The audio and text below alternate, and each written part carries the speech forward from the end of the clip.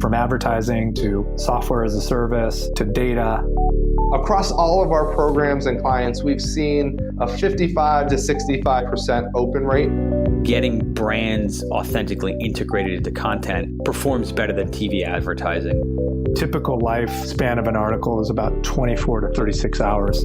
If we're reaching out to the right person with the right message and a clear call to action, then it's just a matter of timing.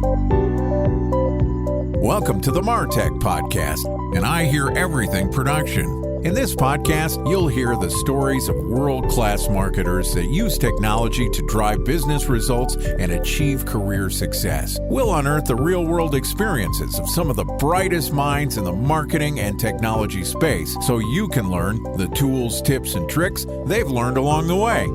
Now here's the host of the MarTech Podcast, Benjamin Shapiro. Welcome to the MarTech Podcast. I'm your host, Benjamin Shapiro, and today we're going to discuss the importance of first-party data. Joining us is Chris Savage, who is the CEO of Wistia, which makes marketing software, video series, and educational content based on the belief that anyone can use video to grow their business and brand. And in addition to providing us with our guest today, Wistia is also a sponsor of the MarTech Podcast. Yesterday, Chris and I talked about why marketers need to lean into first-party data, and today we're going to continue the conversation talking about how to create dynamic live videos. All right, here's the second part of my conversation with Chris Savage, the CEO of Wistia. Chris, welcome back to the MarTech Podcast. Thank you for having me. Good to see you again. Good to see you too. Always a pleasure to talk to you, have one of our sponsors on the podcast, and I'm excited to continue the conversation we started yesterday, which was about the need for first-party data. There's this trend where marketers need to start building their own audiences instead of relying on platforms because you can't get access to third-party data. It's not as effective to find customers on other people's sites. So you have to have a draw to your own. And that means we're all content creators these days. I don't think any of this is new news. What's challenging to me, to other brands, to our listeners is understanding how do you make something that is compelling that helps you build that first-party data source. And this is where Wistia lives. So talk to me a little bit about creating content. How do you figure out how to make something that is dynamic and live and interesting to build an audience? So we've been spending a lot of time in this space. We just launched a product called Wistia Live that's designed to make it really easy to make a really engaging live experience. But let me tell you why we did that, because I think that's the reason, hopefully, that other people should think about this. So we talked to tons of customers. We looked at the ways they're making content. We've been talking about marketing like a media company. How do you do that? How do you make the content, right? And the making of the content can be the intimidating part. That's the part that can stop people in their tracks. I want to make a podcast, but what's it going to be about? And who's going to be on there? And will it sound good? And will I be able to build an audience quickly? And where should I host it? And all these things. Like, there's lots of examples and lots of things that stop us from making great content. But one of the things that we saw in our research was talking to tons of customers who had video producers on their teams, people who didn't, but were marketers trying to figure this stuff out themselves. We saw that one of the most consistent things that people were doing is if they made a webinar series and they kept doing it, most people would be like, we're never turning this thing off. And looking at a lot of those webinar series that folks would make, they weren't getting massive audiences necessarily each time. 50 people, 20 people, 100 people, 150 people. But that much attention live is a lot of attention. And because it's live, people can get in there, ask questions, better understand the product, better understand whatever the message is that's being communicated. And that led us to dig a little bit deeper. And we realized that there was a lot of complaints around all the things that it takes to put on a live event. How do you make the registration pages look good? How do you make the emails look good? How do I keep track of the people who are signing up? Once the event's done, I always need to take the asset, the video, and I need to put it somewhere else, or I need to trim out those awkward moments where we screwed up or before we started, or when someone forgot to end the event or turn off their camera, what have you. And so my favorite, when the cat jumps on the laptop. Exactly. So we saw that there was basically a lot of people consistently creating content, saying it's successful. They're making these live events and webinars. They had a lot of complaints. And a lot of the tech that we've seen there is up until very recently been the same tech that existed 10 years ago, the WebExes and the GoToMeetings and those types of things. So we saw an opportunity to basically take what we had learned with a product we have called Soapbox, which allows you to do live switching between different video feeds and build something that was really, really simple and integrated into the platform, but that allows people to put on a live event that's actually engaging. And the secret is You have a bunch of different inputs of people, like you and I right now having this conversation, or we have a couple other panelists and guests, and then giving you the power of the marketer to control that feed for folks such that it's like, maybe it starts with just you on the screen, then it's you and a slide deck that you've made, and then it's me and my slide deck, and then it's you and I up in like a conversation, and creating this mode, we call it director mode, where someone can actually manage that for you live. And that person doesn't need to be a producer. They can be a marketer. And it's kind of stolen from just how live news works. If you had an anchor just sitting there and they never cut away with the anchor talking, it would be so blindingly boring.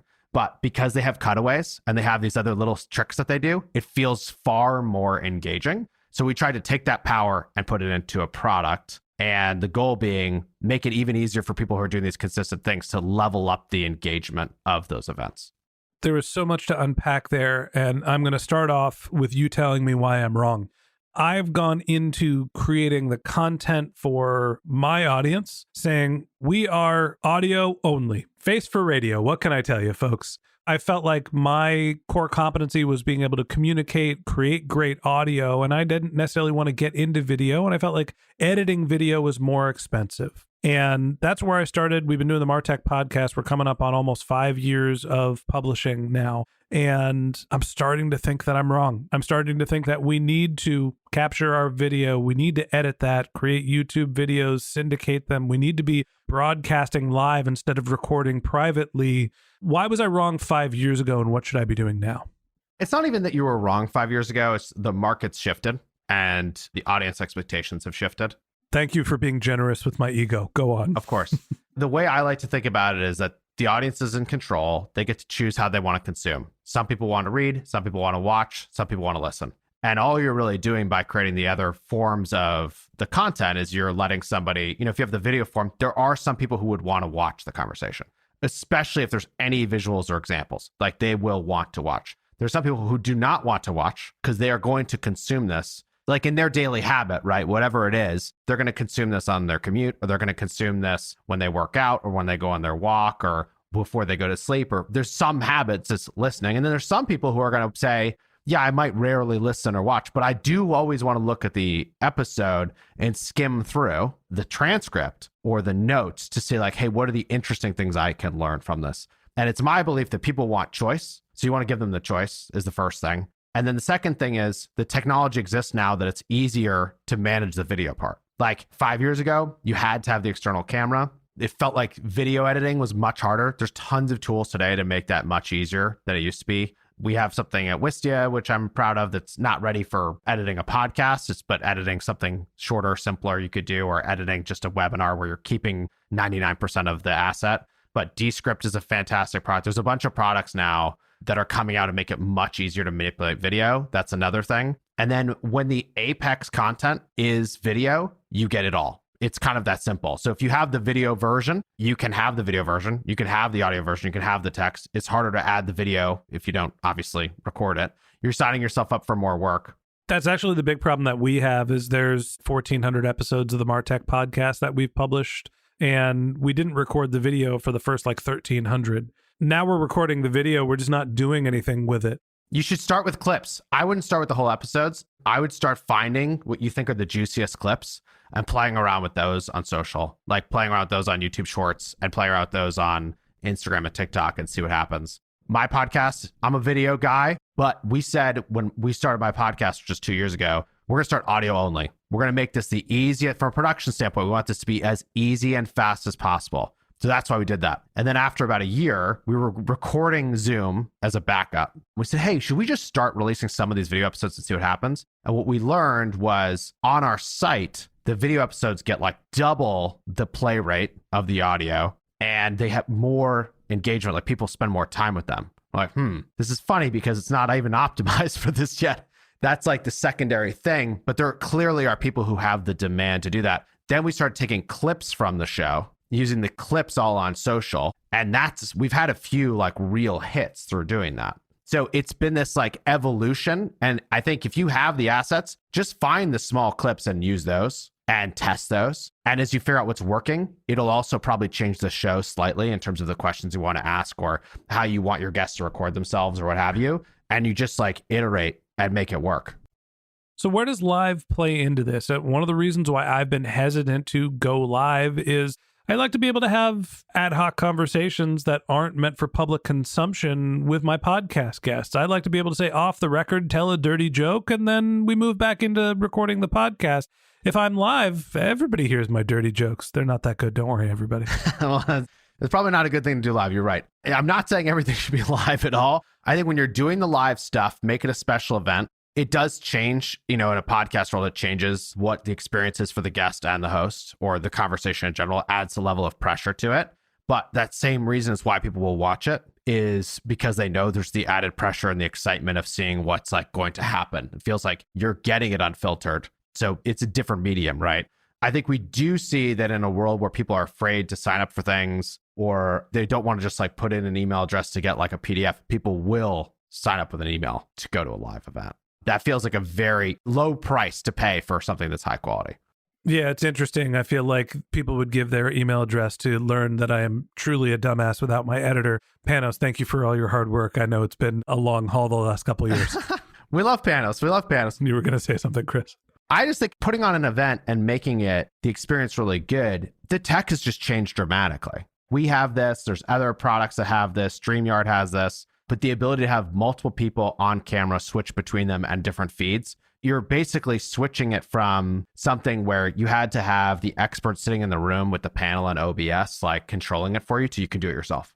So it's just an enabling technology that suddenly allows you to make something that feels much more engaging, but also more confident. We've had and seen customers who they just have like a background slide ready to go. You have a problem with somebody, whatever, you throw up your like technical difficulties thing, and people love it. And so it does require more prep and planning, but in terms of actually back to the building that owned audience, you will get people who want to sign up to be in your audience if you can give them something live in a way that's harder to do with a lot of other mediums. All right, I've got two more questions for you. One, you mentioned the have your technical difficulties slides and that there's a little bit more planning that you need to do to be ready to go live. Give me the 5 things that you need to do to be able to go live for the first time. Technical difficulties, let's count that as one. What are some other assets you need? If you're doing a webinar, you're explaining something, or you have just a conversation with somebody, I would always have the simple deck ready to go. That's the title and whatever the agenda, and give people the simple cues that they need. If you're doing a presentation in person, or you're having like someone come and do a fireside chat, you would have something there. You need that same thing. I think you want to check in on the tech with people beforehand. You want to create the place where people can sign up so that they can actually know where they're coming back to, where they're going to experience this. If you're doing something broad, you can do simulcasting and publish it to many. You can make it exclusive and have it only be something that is available to people like on your website, or you can make it something that's pushed across all social platforms. I think you need to think about that. And you need to give yourself time to market the event, right? Like you need to build the hype. I would say the thing in all of what we're talking about that is just really important with using marketing like a media company is the secret to a media company is that their content is the product. So when you think of your own content as a product, you think pretty differently about how you market it, how you tease stuff, how you cross promote, all those types of things. And I think it's just, you need that same kind of approach here. You totally answered the second question I was going to ask is, how do you figure out when you're going live of where to stream? What is the channel selection? Should you be everywhere? Should you be exclusive? Walk me through the strategy for picking where you're going to put your live content. I'll give you an example. There's a company called Spark Toro. Rand Fishkin's company. Yeah, Rand's the best, nicest guy in the world. So they do office hours, and they usually do it at least once a month. And they just did their first true event, which was 6 different virtual sessions. His approach is you can only see it if you come. There's no other recorded version of this because they want the exclusivity of this. And he's talking to marketers, and he's getting other marketers to come in and share stuff that they wouldn't normally share. It feels really special. And so his approach is you have to come here. It's the only place. And they're going to get tons of emails and tons of people signing up because of that. And they're also going to get a lot of engagement in the chat in their community. And if you go to one of their events, you see that the community is just nonstop commenting and going. If you're doing something that's more brand oriented or broader, I would say, and you're not looking for the exclusive kind of thing, you're looking more for reach, then that's when you would simulcast and you would do it to whichever platforms you think your audience or your customers are on. So we do both personally. Like at Wistia, we do some things completely exclusive, but we did a major product launch We basically let people come to the place and comment in the virtual event if they wanted that connection. And then we simulcast everywhere else so that like if you happen to be on LinkedIn or Facebook or something and you follow us, you would also see this, but you wouldn't be able to ask questions and be as connected. We live in a brand new world. We've gone from the idea of our content generation was going to be blog posts. Maybe we're putting white links on white text and trying to game the system. Eventually, we got into social media, flat images. Now we're looking at videos as marketing programs, and we're on to the point where streaming yourself live in a professional way that looks similar to what a media company would produce is now not only possible, but it's table stakes, and that's what Wistia is here to help us with. And that wraps up this episode of the Martech Podcast. Thanks for listening to my conversation with Chris Savage, the CEO of Wistia. If you'd like to get in touch with Chris, you can find a link to his LinkedIn profile in our show notes. You can contact him on Twitter. His handle is csavage, that's CSAVAGE, or you can visit his company's website, which is wistia.com, WISTIA.com.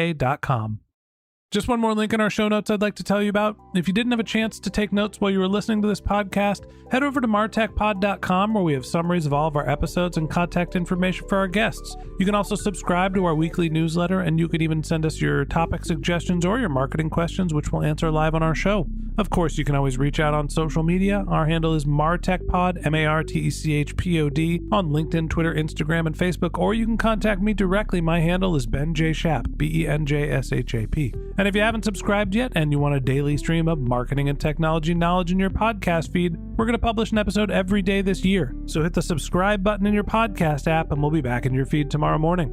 All right, that's it for today. But until next time, my advice is to just focus on keeping your customers happy.